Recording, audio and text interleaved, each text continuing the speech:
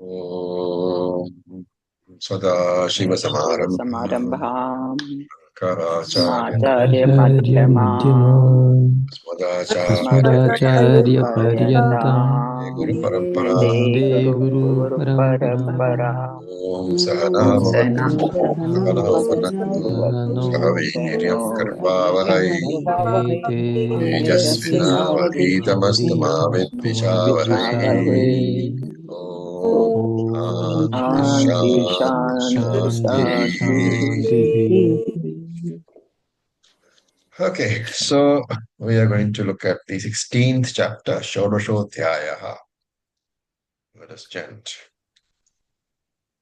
अथ षोडशोऽध्यायः अथ अथ षोडशोऽध्यायः षोडशोऽध्यायः दैवासुरस दै sorry दैवासुरसम्पद्दविभागयोगः दैवासुरसम्पद्विभागयोगः दैवासुरसम्पद्विभागयोगः श्रीभगवानुवाच श्रीभगवानुवाच अभयं सत्त्वशं शुद्धिः अभयं अभयं अयं सत्त्वशं सत्त्वसंशुद्धिः सत्त्वसंशुद्धिः शुद्धिः ज्ञानयोगव्यवस्थितिः ज्ञानयोग ज्ञानयोगव्यवस्थितिः स्थितिः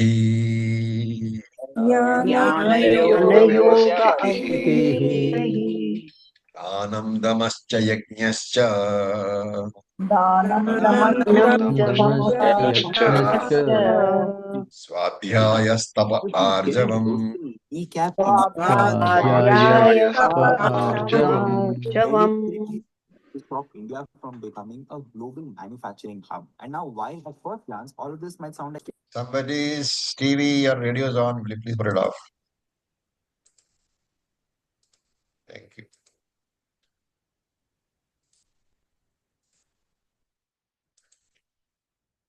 Okay. So this is the 16th chapter. The last three chapters, 13, 14, and 15, were essentially Jnanam only.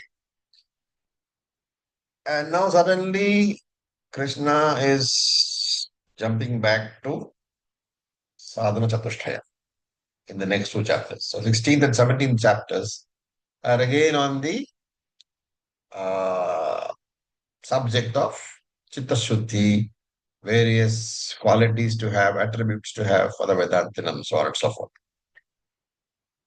Why is this so? Because there is a general thinking, especially among Vedantins, okay, that once I have got jnanam, then for me karmakanda is not relevant. Chitta Shuddhi is not relevant. Right? Because why? Chitta Shuddhi has got me, I mean, karmakanda has got me Chitta Shuddhi, and that is why I came to jnanam. So why is now that Chitta Shuddhi relevant? So by introducing this 16th and 17th chapter at the fag end of the Gita, Krishna is telling us that this idea is not correct. Right?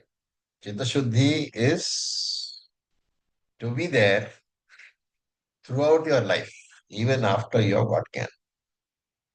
And therefore, these two chapters, 16 and 17, will have a lot of sadhana chatusthayam matter in them. Now, this idea is presented in a particular manner. It talks about what is a person's objective in life, goal of life,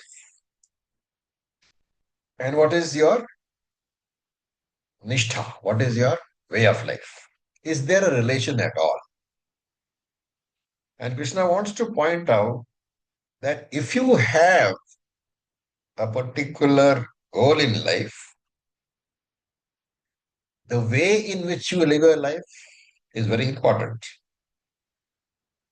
because it is got a two-way influence. Your goal of life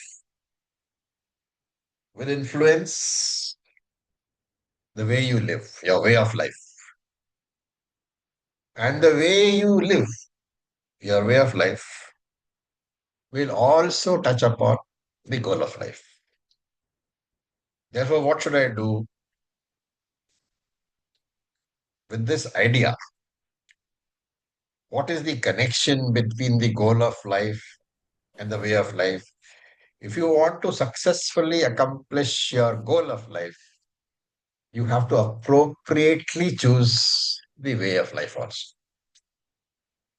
Now, the Karmakanda, Jnanakanda, Veda Purva Bhaga and Veda Anta Bhaga are expansions of these two words. The way of life is given in which part of the Veda? Purva. Vedapurva. Purva Bhaga, right? And Vedanta, Jnanakanda, concentrates upon the goal of life, right? And therefore, if you want to understand the Purva Veda, the Karma Kanda, and this is particularly relevant today because we are doing a very heavy dose of Karma Kanda in the Upanishad classes. If you want to understand the idea behind the Karma Kanda or the Purva Bhaga of the Veda, which generally we call our culture, Indian culture, Bharatiya Samskara, right? You have to understand that Karma Kanda you will never understand without having Jnana Kanda in mind. Without keeping the teaching of Vedanta in mind, the importance of Karma Kanda can never be understood. That's why here Krishna is concluding the teaching by merging these two ideas. He says that your goal of life and your way of life, they are basically not separatable at all. Because what is that factor which determines your way of life? It is your character. It is the character which you have which determines your way of life. And the way of life determines what? The goal of life. Do you understand? Your character influences your choice of the way in which you live your life.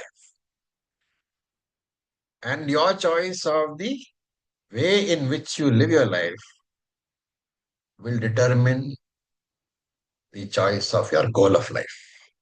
Therefore, there are three things: character, way of life, goal of life.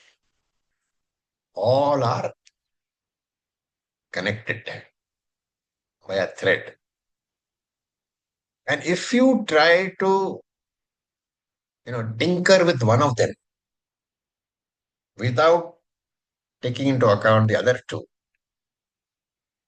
you will not be successful at all. A total failure. Does it make sense? Yes. Yes, definitely. Okay. And that is why the Shastra divides.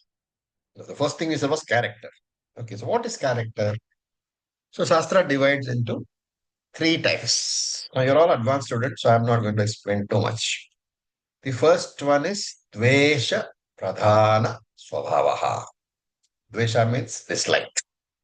Pradhana means prominent or predominant. Swabhava is the character. So the first character is Dvesha Pradhana Swabhavaha, not Desha. Dvesha Pradhana Swabhavaha. A character in which the predominant attribute is dislike. Right? And how will you recognize such a person?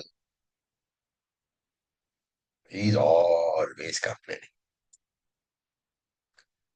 You will rarely come across him saying good about anything. He complains against the government, he complains against his family members, he complains against the TV shows, he complains against the traffic, he complains all the time. And of course, he has lots of complaints about the Lord. So look at the psychological aspect of this.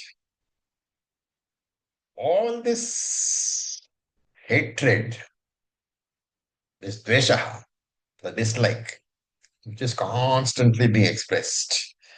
And can he do anything about it? No. He can't change the government. He can't change his family members. He can't change the traffic, right?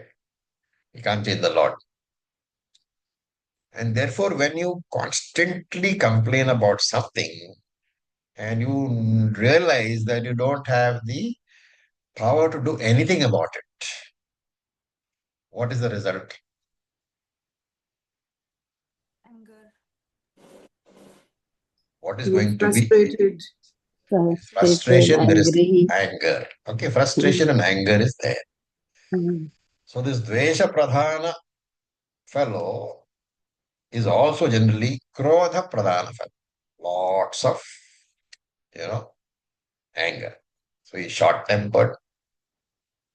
He's prone to abusing people verbally and sometimes physically.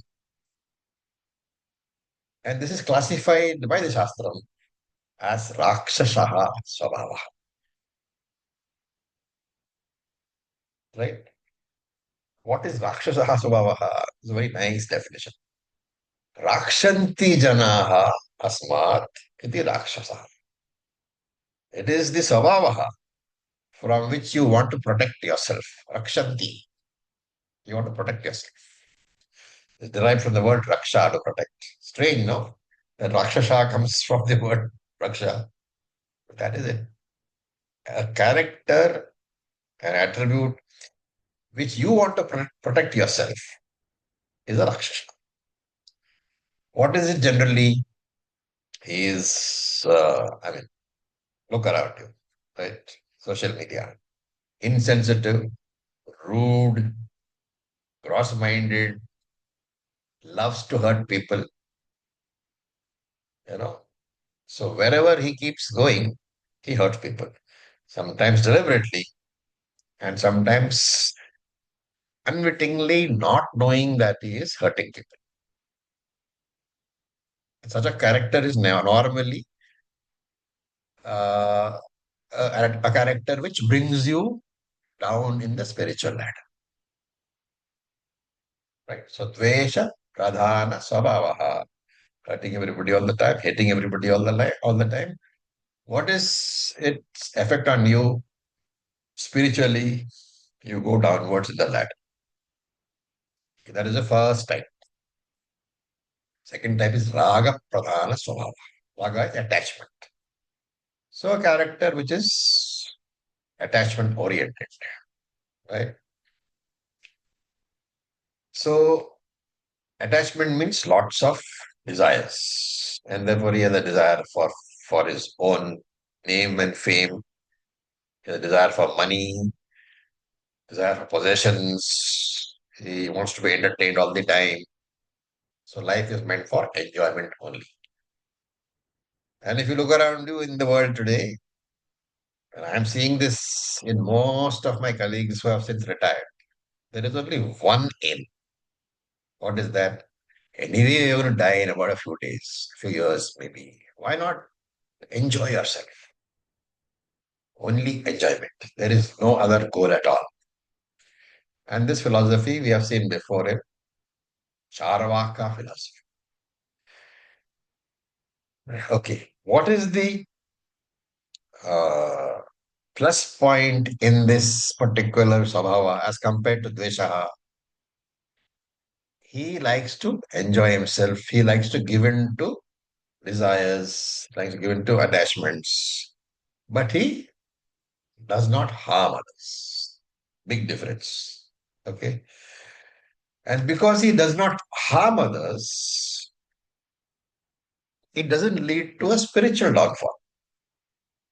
But because he is spending all his time, energy on entertaining himself and his family, there is no time to look inside. There is no time for prayer. There is no time for Vedanta class. So there is no downfall, but there is stagnation. So for him, scriptures are not relevant. Spirituality is not relevant. In fact, they can be very, very good human beings. Okay, now the problem is what? Which we saw in the beginning of the Gita, right? When you are a very nice human being, you don't hurt others, but you have not looked inside. And more often than not, you have been educated in a very good environment, a very Western environment. You are completely alienated from the Sanatana Dharma culture. And a person who is alienated from the culture does not know who he really is. As you grow older, what happens? Everything that you used to depend upon for your entertainment, people, they go away or they die. Your body becomes weaker. You can no longer go on, you know, long cruises, running around here and there. Getting up in the morning itself becomes a problem. It's a project. Your body creaks as you go. There's nothing you can do about that because that is prarabdha. What happens to such a person? He has not learned to withdraw from dependence on external things and people. And therefore, you go very, very, very lonely. Right? As you grow older, the loneliness creeps on. And when loneliness creeps on you, you don't know how to handle it because you have not looked inside. And therefore, you become very, very frustrated and depressed. So, these people are called Asura Swabhavaha. Now, Asura is not exactly Rakshasa. Asura is a person with a predominantly raga oriented, attachment oriented. He is in it for his own pleasure. And therefore, definition is Asusu Ramante iti Asuraha. Asu means the Indriyas, sense organs. The one who indulges his sense organs, he is Asura. The one who damages others, hurts others, is a Rakshasa. Asura is, he doesn't damage others, but he indulges in own sense organs. One person is spiritual downfall, one person is spiritual stagnation.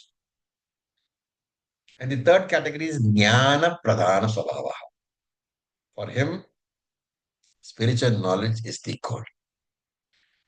And so every morning he starts with lighting the lamp. That's the beauty of our culture. Knowledge is symbolized as a lamp. And that's why in every function you have a lighting of the lamp. Right?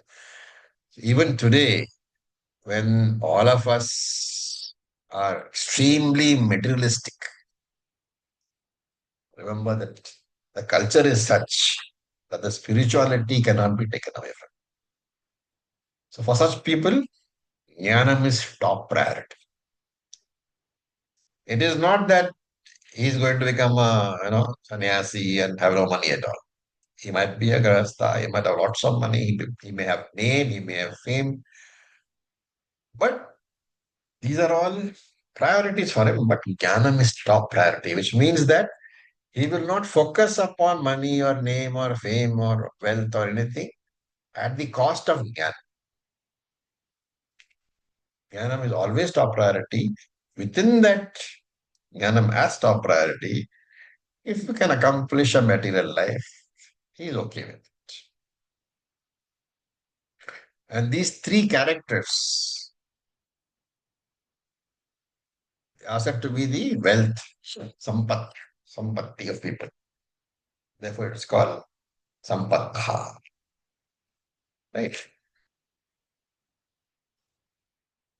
Now, therefore, Krishna comes to the Veda Purvabhaga. Vedanta Bhaga we have discussed. Previous chapters 13, 14, 15. 16 and 17 are Veda Purvabhaga. Now, in his commentary, in his sub-commentary, Anandagiri makes a very brilliant statement. He says that this 16th and 17th chapters, you have to connect to Adhascha Moolan. Where is Adhascha Moolan? Did you come across? 15 chapter, 15 chapter. chapter, first verse. First Yeah. verse. Samsara tree. Adasya Mula is secondary roots. Secondary roots. So we talked about the general cause, Samanya Karanam, and the Vishesha Karanam. The main root, Brahman, was Samanya Karanam. And the Adasya Mulaha, the secondary roots, the Vishesha Karanam, we said was karma. Right? So Anandagiri says, you look at the Adasya Mula, which basically means the karma, the specific cause for the universe. What is karma based on? On sattva, rajas, and tamas. Lovely connection by Anandagiri. And Shankara says something else also. He says you have to connect it to Rakshasim Asurim Prakriti. Where did you see that?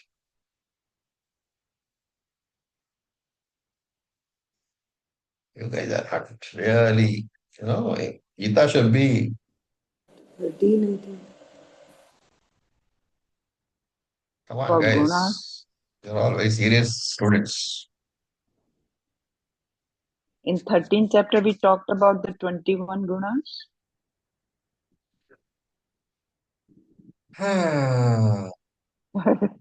So, let me read it out for you. Whole verse. Mogasha moga karmanaha moga jnana vichetasaha kshasim asurim jaiva prakritim mohinim shritaha. Where was it? Chanting, no, you have to go for chanting, which is why I say keep on chanting. At least if you don't go for chanting classes, but don't miss chanting it. So this is 9th chapter. Okay, Shankara says you have to connect it here. And what are they?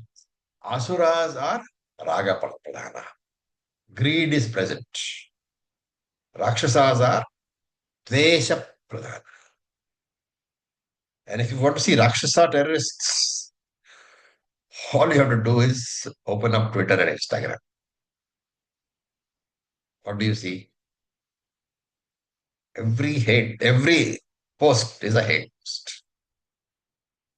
I have yet to come across a post which is, anything which has sense in it. Most of it are only hate posts. Therefore, all people who are on Twitter and Instagram, they are Rakshasas, Dvesha Pradhana. What about Raga Pradhana? Every politician you have is Raga Pradhana. Okay. So let's look at this verse, that first verse. Sri Bhagavan Uvacha, obviously, Lord said. Now, Abhayam. Abhayam means lack of fear. Sattva Samshuddhihi, mental purity. Jnana Yoga Vyavasthitihi. Vyavasthitihi means to be steadfast in, committed to Jnana Yoga. Dhanam Damascha. Dhanam is charity, Damaha is self-control. Yajnaha, yajnas, rituals. Swadhyayaha, scriptural study. Okay? Now you shouldn't go by the literal meaning swadhyaya, your own study. A lot of people say swadhyaya means you should study on your own. But let us take it as scriptural study under the guidance of a teacher. And tapaha, austerity. Arjavam, alignment or straightforwardness. Ahimsa, non-violence. Okay, 1 second. Where is it? Chapter 1. So we have gone to the second verse also. We'll take them together. So let us look at the verse together. So we'll chant the second verse also. अहिंसा सत्यमक्रोधः अहिंसा अहिंसा सत्यमक्रोधः सत्यमक्रोधः त्यागः शान्तिरपैशुनम् त्यागशान्तिरपैशुनम् ऐषुनं दया भूत्वेष्वलोलुप्त्वम् दया भूतेष्वलोलुप्त्वम् मार्दवम् ह्रीरचापलम् माधवम् वीरचापलम् तेजक्षमा धृतिः शौचम् तेजः तेजक्षमा धृतिः शौचम् द्रोहो अद्रोहो नातिमानिता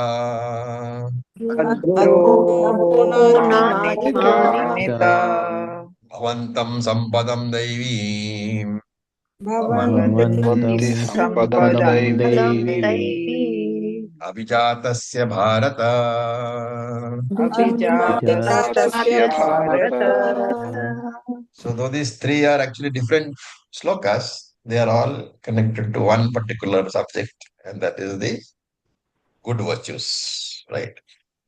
So we saw tapaha, austerity, arjavam, ahimsa, arjavam, straightforwardness, that is lack of crookedness, ahimsa, non-violence, satyam is truthfulness, akrodaha, control of anger, tyagaha, renunciation, shantihi, peaceful attitude, tranquility, apaishunam, avoiding talking ill about other people, bhuteshu daya, compassion to all beings, not human beings, all beings, aloluptvam, freedom from temptation, mardavam, being gentle, hrihi, hrihi is modesty, achapalam, freedom from being restless, tejaha, alert, smart, kshama, patience, dhritihi, the ability to be facing problems, fortitude, shaucham, purity, adroha, absence of wanting to do ill to others, natimanita, na atimanita, in other words, absence of excess pride, which is humility. And he says, bhavanti, these qualities, these attributes, abhijatasya bhavanti. They belong to a person who is born with. So abhijatasya, he is born with. Bhavanti means belong. Bhavanti has to be connected to all the adjectives earlier. Abhijatasya bhavanti, all those attributes, they belong to abhijatasya sampadam daivi, a person who is born with daivi sampad. Okay. Now we'll come to and look at each of these in detail. So we'll take these three verses together because they are all Daivi Sampatti. What is Daivi Sampatti? These are a list of qualities which will enable you first to be interested in Vedanta, second to come to class every Saturday at 8 o'clock in the morning, irrespective of what you are doing. Sit through months and years of the classes, understand Vedanta, and later, having understood, do mananam upon it, do nididhyasan upon it, and therefore it is also conducive to assimilation of that knowledge. So two things, you have to receive the knowledge. For that also you need these sadgunas. You have to assimilate this knowledge. That is equally important. Reception of knowledge is important. Assimilation is also important. Only reception of knowledge will be information, not transformation. Assimilation of knowledge received will bring about the transformation. You cannot assimilate unless you have received. Therefore, both are important, equally important. receiving the knowledge and assimilating the knowledge. Without them both, there is no transformation in you at all. You'll be only a very informed samsari, but you'll still be a samsari. Okay. Right. Has Krishna talked about these qualities earlier? That's what I said. 13th chapter, I think. He talked about 13th it. chapter. There are 5 verses, 8th to 12th something, they have talked about. So let's look at each of these qualities and try to understand. Abhayam. So there is a Hindi word called Biru. Does anybody know what it means? In school, we used to call our friends Biru.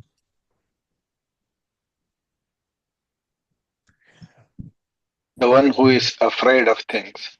Very good. Like, for And what is- example, Daiva Biru is afraid of Devas. Yeah. So Bhiru is a person who's full of fear. So Shankara defines Abhayam as Abhiruta. He is not a Bhiru. And therefore fearlessness. Now again, when we talk about fearlessness, right? Remember that this is the chapter on Sadguna. So this fearlessness is not the absolute total fearlessness of a jnani. Right? Because we are talking about Chitta-Shuddhi. So here the fearlessness is in the Dvaitic sense. And in the Dvaita universe, there are many causes, many sources of fear. The first one is what? First and most famous one, which everybody has. Death. Death. Fear of death. Right? Now, the fear of death, remember, can be overcome in 2 ways. One is from the jnani's viewpoint of knowing that he is free from death. But this is not the discussion here. That's what I said. This is Chitta-Shuddhi. Then what is it? There are only 2 things in this universe. Atma, Anatma. So if we are not talking about Atma, you are talking about Anatma only. And therefore here fearlessness means that you understand the nature of the Anatma. You understand the nature of your prarabdha karma. You understand the fact that the body cannot be stopped from growing old and dying, which means you live for every day. So every morning when you wake up, you should be having the sense that Yamaraj is actually there in the room somewhere, but he has not come to you as yet. And therefore you thank the Lord that I have one more day of Vedantic study. Right? So that's understanding that this body cannot be saved from death and disintegration. Once that understanding is thorough, remember this karma kanda. You have to accept the fact that body dies. And therefore we saw all this in chapter 2. Krishna says you are going to be born again. Where is the question of dying? So get rid of it. Right? So living for every day, understanding that the body is going to die sooner or later, preparing yourself to be comfortable, but not be afraid. At the most, you can pray that death will come swiftly and not in an ICU with 1,000 people sticking things into you. Okay. That is all you can say. What is the second great fear? First great fear is death. You can ask yourself, what is the thing that you fear the most apart from death? Aging, being dependent as you grow older. So the future, right? Future. There is a great fear of the future. How do you lose this fear? You have to ask one simple question. What is the biggest thing that I am going to lose? Health. Fear of loved ones. Fear of lack of control. You Lack will of lose control over the future. And then losing control over the future, as Kalaviji says, is a fear of the unknown. How do you address fear of the unknown? You use your intellect and try to reduce the unknown to the known. When it becomes known, fear will vanish. Therefore, everything that you are afraid of, try to say, okay, fine, I'm afraid of aging. What is the biggest thing I can lose? By that question, you are going to reduce that vague concept aging, which is unknown, into exactly what you're going to lose. And how do I protect myself against it? Once you do that, the fear is reduced, should vanish. Okay. Remember always this sort of inquiry, nobody else can help you. Because as a seeker, as a Vedantic student, you are always in a minority. Your journey is always a lonely journey. And that is why it requires tremendous courage to continue. To travel alone, it requires tremendous courage. How many of you who are young, many of you are very young, and you have been coming to classes regularly. How many of you have been asked, what is your problem? Going to Gita class? What happened? Lost a promotion? Lost somebody? Failed love affairs? Is it true? Nobody understands. What is it that you are doing? And therefore, the courage to be in this path, in spite of being in a minority, in spite of having questions addressed to you by insensitive people, that courage, that is also called abhaya. How will I have that? What is the way to continue on a path? What is the quality which is required to continue on a path which nobody understands? And everybody First, criticizes you for it. first is your own commitment, and then internal faith in yourself, not to be bothered by what anybody says. Just believe in your own self and in the fact that you are getting, believe that you will get something out of this scriptural studies. Believe that you will get something out of it. So you have to have a goal. Good. And that goal is what? Moksha. And therefore you should have a value for that moksha. If moksha becomes your overriding goal, then the obstacles don't bother you. Obstacles become very large, become, insurmountable, so to say, when I have lost sight of my goal. Obstacles, power. The power of obstacles is not in the obstacle itself. That power is supplied by the subjective projections which you have, which your mind makes. And therefore, as long as the goal is the world, you will have possessions, you will have relationships, you will have transactions, you will have obligations. As long as the goal is the world, these four are there. These four will be major, obstacles in your journey. And therefore, for a Vedantic seeker, it is important to reduce your possessions, reduce your dependence upon relationships. I'm not saying reduce relationships. You shouldn't think that you're going to walk out of it was sannyasi. No. Reduce your dependence. So when I say reduce possessions also, I mean reduce dependence. Reduce dependence upon your possessions. Reduce dependence upon relationships. Reduce dependence upon transactions, upon obligations. And if you have to reduce dependence upon something which you have been depending upon, you have to transfer that dependent to something else. And that something else is Ishvara. Therefore, number one, we should learn to appreciate what is the value of moksha to me, what is the value of my goal.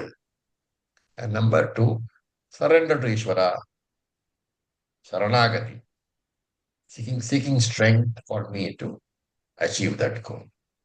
All this put together will be under this heading of abhayam, fearlessness.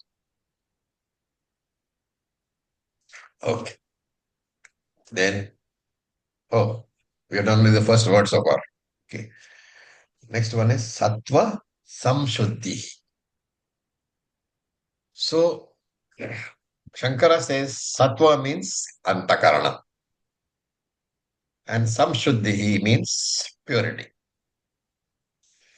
And therefore, purity in all worldly transactions. Right? Which means what? Shankara gives a few definitions. You have to have a pure antakaranam. So basically, sattva samshuddhi means antakarana shuddhi. And this antakarana shuddhi, the purity of your antakaranam, purity of your mind, how does it show? It shows in all the worldly transactions. And what are the manifestations? No cheating, no dishonesty, no falsehood. These are the three things which Shankara gives in his commentary. In other words, whatever transactions you do, the intention with which I do that transaction should be clear, should be honest, and should be visible to the other person. My intention should be as clear to the other person as it is to me. And therefore, I need to have thoughts which are not toxic. I need to have thoughts which will keep my mind healthy. Right? Remember that physical toxins damage the health of my physical body. In the same way, mental toxins have a double effect. They will not only damage my mind, but they will damage my physical body also in the end. So physical toxins only damage a physical. Mental toxins, what are mental toxins? Negative patterns of thinking. And continuously, like one jealous thought, one fearful thought is not a toxin. But a regular pattern, whenever I find something in the papers, whenever I meet somebody, the first things in my mind is what sort of a guy is. I feel jealous. I dislike him. I'm afraid of him. This sets up a pattern of thinking. That pattern is what is being talked about. That's a mental toxin.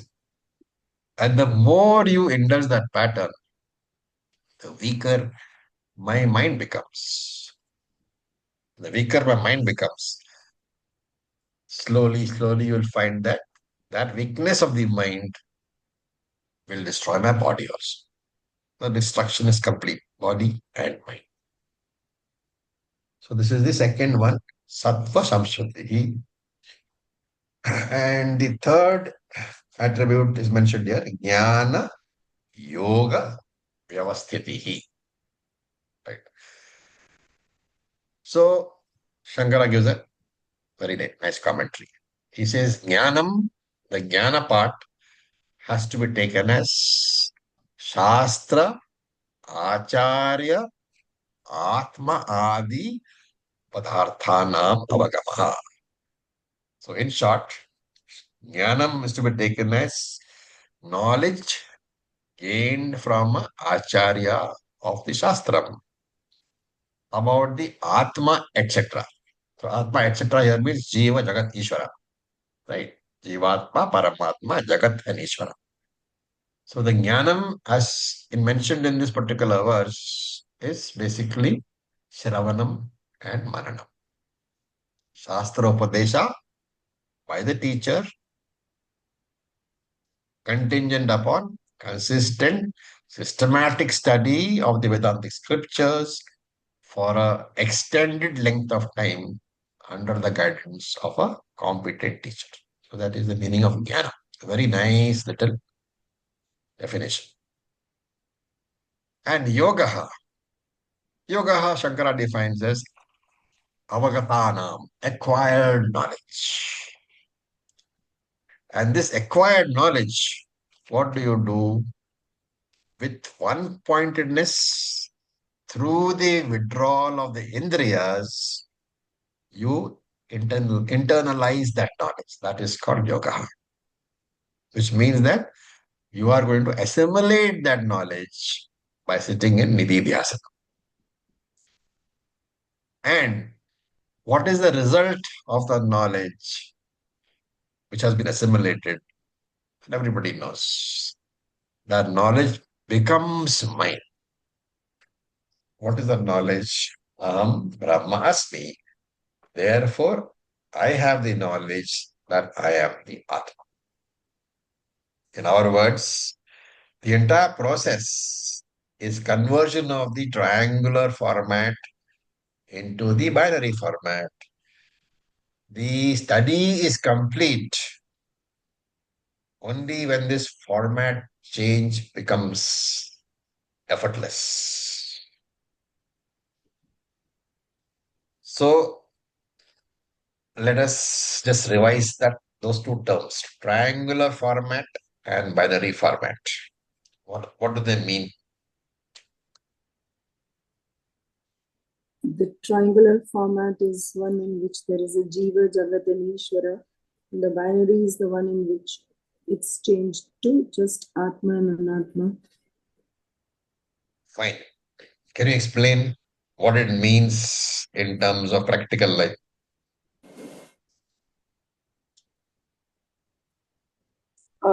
So in the binary format, I know that I understand that I am Atma and everything else is also Atma, and I understand the Mithyatvam as well of the Jagat. Right. So triangular format, you are a jiva who is constantly being troubled by the Jagat, the world, and therefore you seek protection from Ishvara. That is the concept of triangular format, Jiva, Jagat, Ishvara. The person who is constantly afraid of the Jagat, the world, which will trouble him all the time, and therefore Ishvara has to protect him. So you are in Karma Kanda. Binary format is where what has happened? The Jagat and Jiva have been merged into Anatma, and therefore you have Ishvara and Anatma, or in other words, Atma, Anatma. Atma, Anatma, you know that I am the Atma. You know that the Anatma is Mithya only, dependent upon me. So, really speaking, there is no Anatma at all. This is the format change. And remember, as long as this format change is not effortless, I may know all the Vedas, I may be able to quote backwards. But if there is only an intellectual appreciation of Vedanta and Shastra, then the study is academic. Because I will have lots of information. I will be a very well informed samsari. I will not be free. Okay. So these two words we said jnana and yoga. And vyavasthitihi means I am committed to both jnana and yoga as defined above. Why is it important? Because it is okay to be,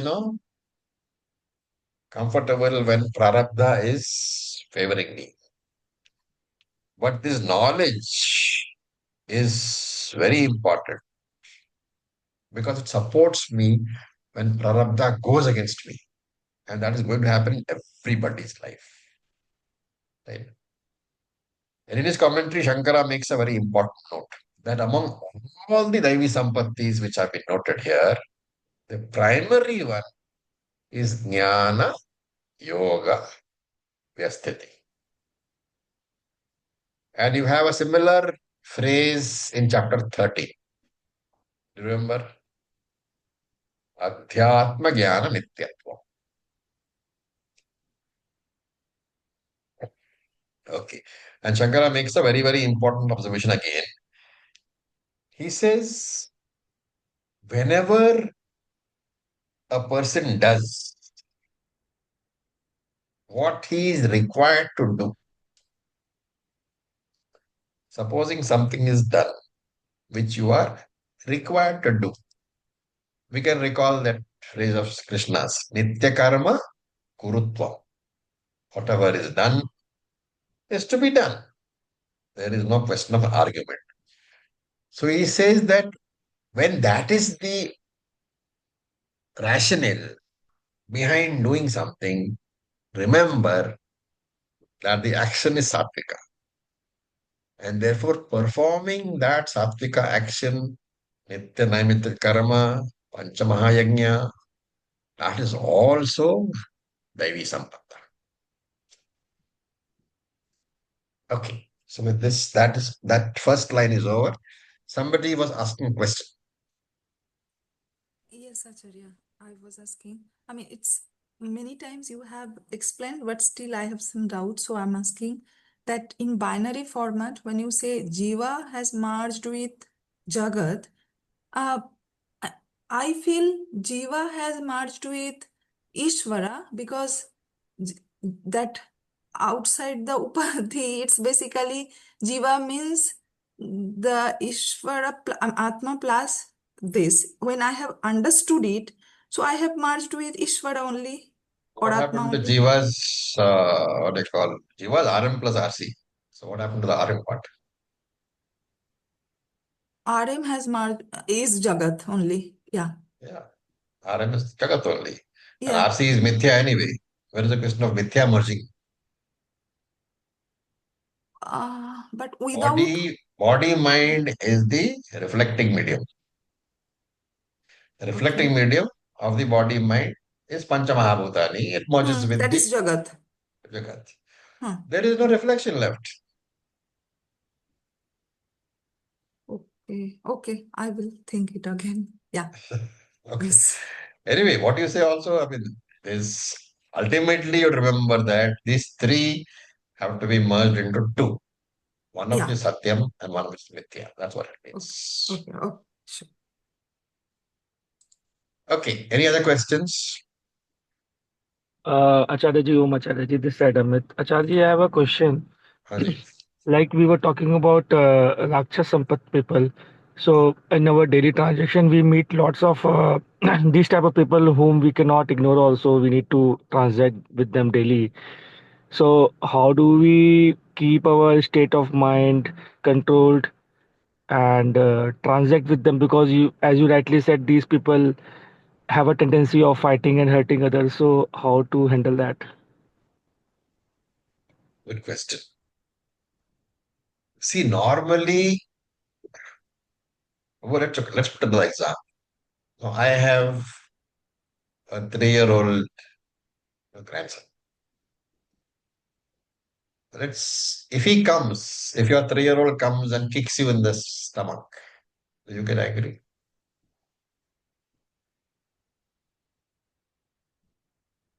No.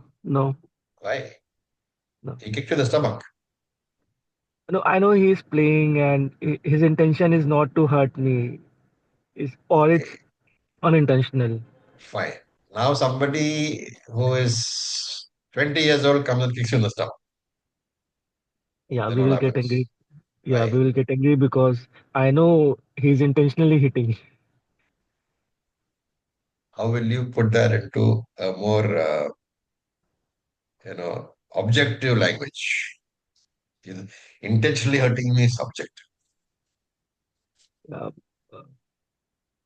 so that is a bad karma to hit somebody.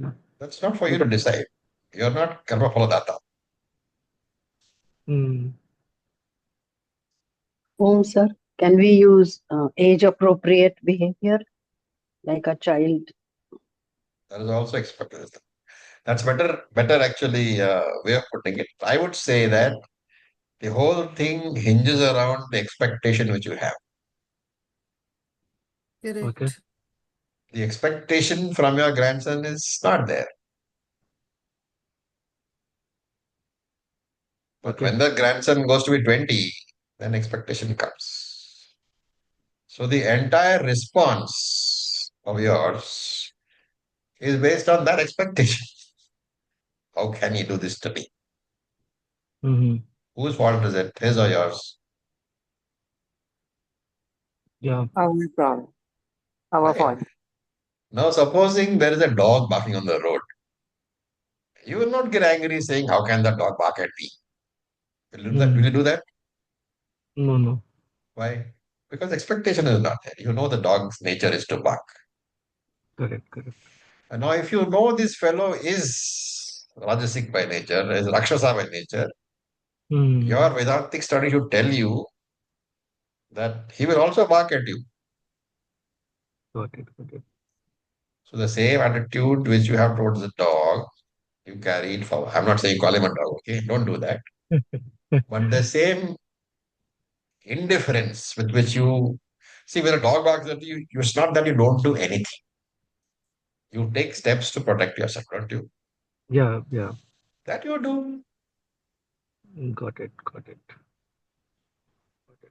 Thank you so much, Okay. Acharya. Good discussion. Yes, Lata. And Om Charity, Raviji. I wanted Sir. to add that regarding this question which Amitji put up, when somebody is screaming at you or troubling you, it's with I think the purpose of actually seeing you stressed and troubled. So if you can have that much of grit to not be troubled by that screaming or shouting, his purpose will not be served. So I think learn you not to are be. you are what you call extending. There's a different called ati vyapti, in Sanskrit, extending the meaning to what should be extended to. Your job is what? You know that if I get upset, who is getting bothered? Me alone. Hmm. And therefore, what happens to him is not your concern. He should not be upset. Because you know these are only words. Hmm. Words don't upset you. And at the most, you can walk away.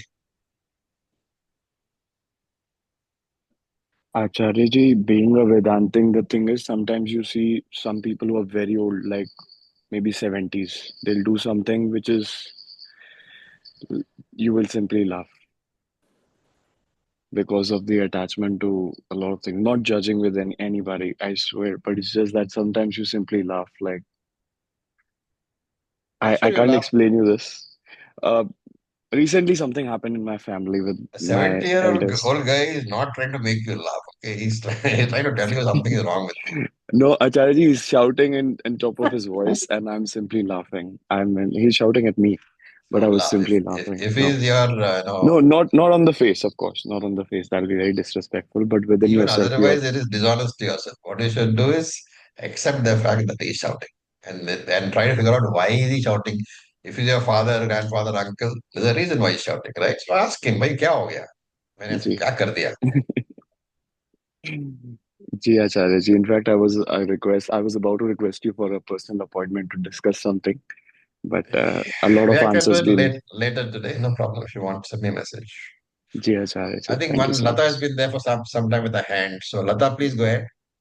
Om Raviji. So Yeah. we were talking about Jivatma, Paramatma, Aikyam, but at what stage do you think we will realize that, it's one and the same? Because we every time keep jumping into different roles, Vyavaharika, and then we come back and then things like that. So I don't think there is any stage in our way of living or our way of life, or it would be very momentary, where in which we think that Jivatma, Paramatma, Aikyam. It would be just a few minutes and then again we come back. See, that is what is meant by assimilation. Okay. Supposing I wake you up in the middle of the night and ask you, who are you? What will you say? Middle of the night when I'm half asleep, I'll just say I'm Lata. Right. So you should be able to say Brahman. Okay. So remember that today, to use your exact words, you are Lata engaging in worldly transactions or engaging in spiritual transactions.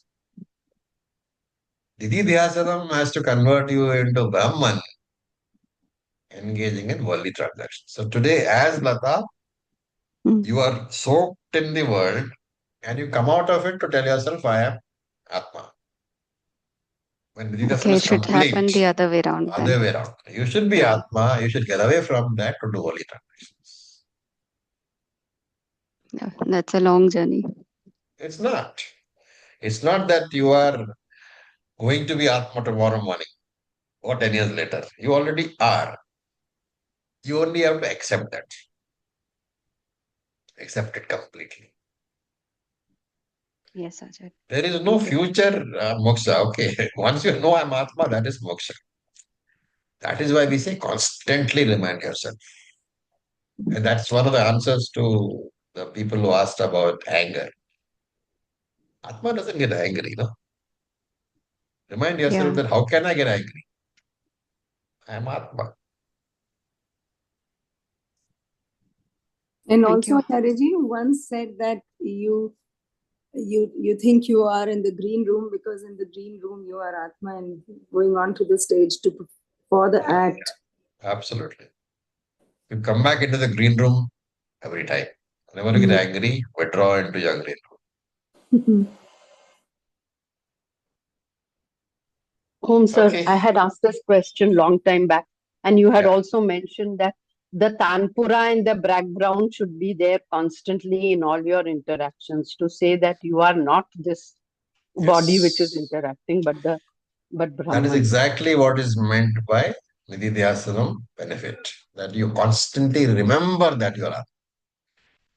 You still have to interact with the world, right? Remember that you got a body-mind complex. You got relatives, you got friends, you got to think, you got to drink, you got to eat.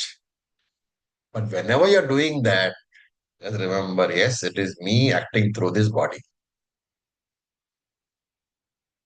That is what is Nididhyasana. The cons, if you see these movies and all, you find these sages having that mala in their hands. That mala is symbolic of that. They in the movies they say it's japa. Actually, it's not. The mala is symbolic of the thought. I'm up.